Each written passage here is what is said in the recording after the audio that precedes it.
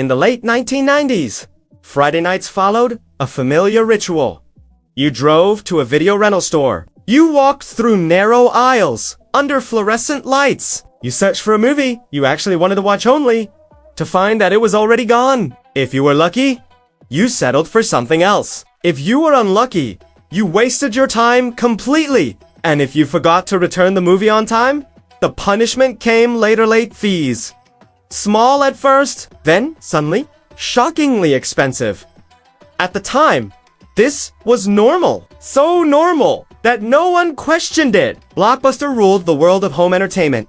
Thousands of stores, millions of customers, a business model built on convenience and penalties. But quietly, something was changing. The internet was beginning to reshape daily life. Email was replacing letters. Online shopping was still strange, but growing. And DVDs, small, light, and durable, were slowly replacing bulky VHS tapes. Most companies saw these as minor shifts. Two men saw an opportunity. Reed Hastings was a software entrepreneur. Marc Randolph was a marketing executive with a habit of thinking differently. According to company lore, the idea for Netflix began with a simple frustration. Hastings had rented a movie, forgotten to return it, and paid a late fee that felt absurd. It wasn't just the money. It was the feeling. A system designed to punish loyal customers. That moment planted a question. What if renting movies didn't involve deadlines? What if it didn't involve stores at all? In 1997, the idea sounded unrealistic. Streaming didn't exist. Internet speeds were painfully slow, and most people still preferred physical stores. But DVDs changed everything. Unlike VHS tapes, DVDs were thin enough to fit inside a standard envelope. They were lighter, cheaper to ship, and more durable. Suddenly, a radical thought became possible. What if movies could be rented by mail? In 1998, Netflix was born. At first, it looked nothing like the Netflix we know today. There was no subscription, no binge watching, no original content. Netflix was simply a website where customers could rent individual DVDs online. Each rental cost money. Each DVD was shipped by mail. In many ways, it was worse than Blockbuster. You had to wait days for your movie to arrive. There was no instant gratification, no browsing shelves, no walking out with a case in your hand. And yet, something felt different. Netflix didn't charge late fees. You could keep the DVD as long as you wanted. That single decision went against decades of industry logic. Late fees weren't a mistake. They were a feature. For Blockbuster, late fees generated hundreds of millions of dollars every year. Removing them seemed financially reckless. But Netflix wasn't trying to maximize short-term profit. It was trying to remove friction. Instead of asking, how do we make more money per rental? Netflix asked, how do we make customers happier? The early years were brutal. The company struggled with logistics. Shipping costs were high.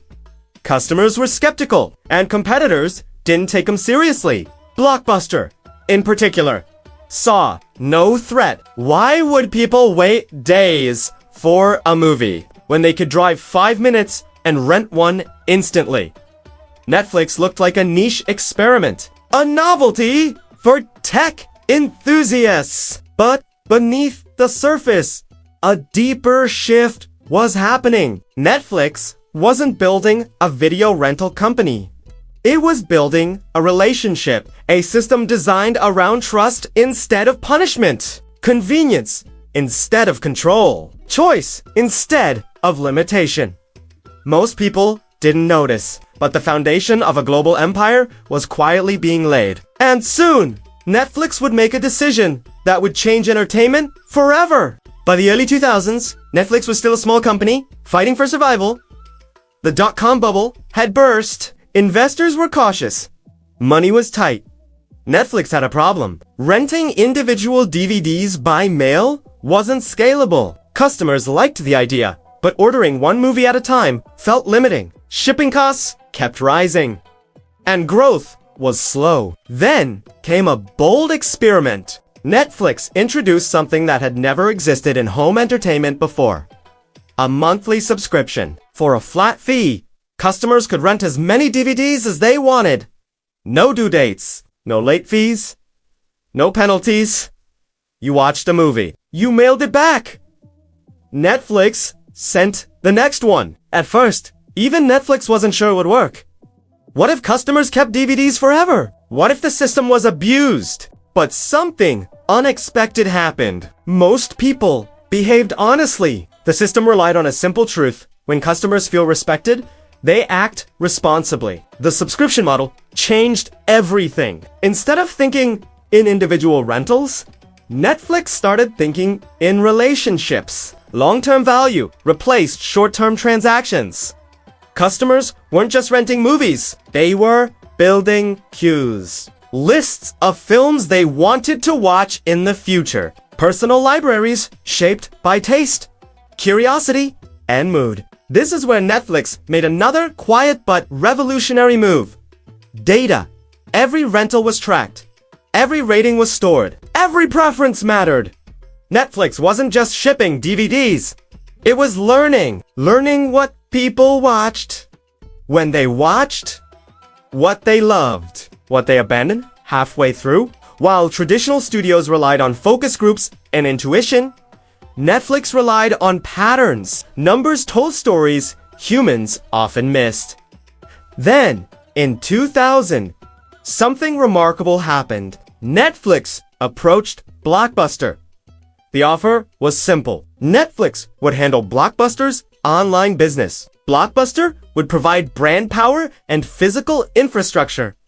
The price? $50 million. Blockbuster laughed. From their perspective, Netflix was insignificant. A small, unprofitable company with a strange mail-order idea. Why? Buy the future! When the present seemed unbeatable, Netflix walked away. Not defeated, but focused. Over the next few years, Netflix refined its systems relentlessly. Distribution centers multiplied. Shipping times dropped from days to overnight. The queue system became smoother. The recommendation engine became smarter. Customers began to trust Netflix's suggestions. This might surprise you. The algorithm seemed to say, often. It did. People discovered films they would never have chosen on their own. Foreign movies, documentaries, independent films hidden from store shelves. Netflix wasn't pushing what was popular. It was personalized entertainment. By the mid-2000s, the company was profitable. Subscribers were growing fast. And something else was happening. Technology was catching up.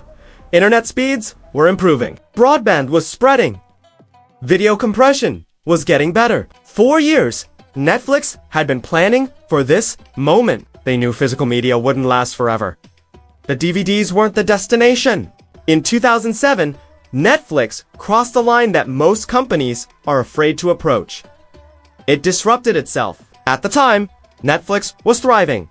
Millions of DVDs were being shipped every day. The subscription model was working. Profits were rising. There was no urgent reason to change. But Netflix understood something dangerous. If they didn't destroy their own business, someone else eventually would. That same year, Netflix quietly launched streaming. At first, it barely felt like a feature. A limited library, low video quality, only available on computers. Most customers ignored it. But this wasn't about perfection. It was about positioning. Netflix wasn't trying to compete with DVDs yet. It was trying to learn how people watched online, how long they stayed, when they paused, when they left. Every click became data, and every piece of data shaped the future. Then the devices arrived. Game consoles, smart TVs, Blu-ray players, phones, tablets. Instead of building its own hardware, Netflix made a crucial decision. Be everywhere. Netflix partnered with manufacturers and platforms, embedding itself into living rooms across the world. One button. One Read logo. Instant entertainment. No stores. No schedules. No physical limits. Meanwhile, the competition hesitated. Studios feared losing control. Cable networks protected old revenue models. Blockbuster tried to adapt, but too late. In 2010, Blockbuster filed for bankruptcy. The company that once dismissed Netflix as irrelevant was gone. Streaming wasn't just more convenient. It changed behavior. People stopped planning movie nights. They started watching spontaneously. One episode became two. Two became an entire season. Binge watching wasn't invented by Netflix, but Netflix made it effortless. Then came a turning point. Content. For years, Netflix relied on licensed movies and TV shows, but licensing was expensive and fragile. Studios could pull content at any time. Competitors could outbid them. Netflix needed control. In 2013, Netflix released House of Cards. This wasn't just a TV show, it was a statement. Netflix didn't greenlight it the traditional way. No pilot episode. No weekly testing. The decision was based on data. Viewers liked political dramas. They liked Kevin Spacey. They liked David Fincher. So Netflix committed to an entire season. All episodes released at once. The industry was stunned, and the audience responded. House of Cards was a success critically and commercially. Netflix was no longer just a distributor. It was a studio. From that moment, the strategy accelerated. Original series, original films, original documentaries. Netflix wasn't chasing awards. It was chasing engagement. Stories designed to keep people watching. But the biggest ambition was still ahead. The world. Netflix looked beyond the United States, beyond Hollywood. Different languages, different cultures, different stories. Instead of exporting American content, Netflix began investing locally.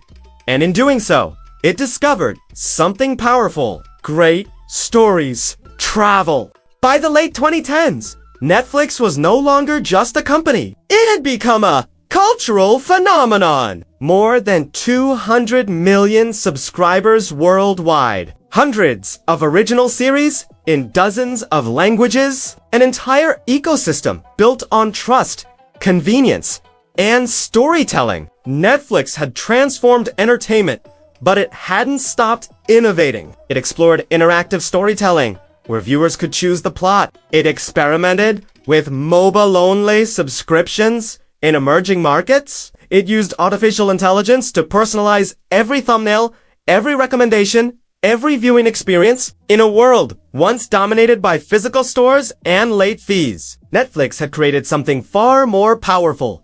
A platform where the viewer came first. A platform that learned from them. A platform that could deliver almost any story, anytime, anywhere.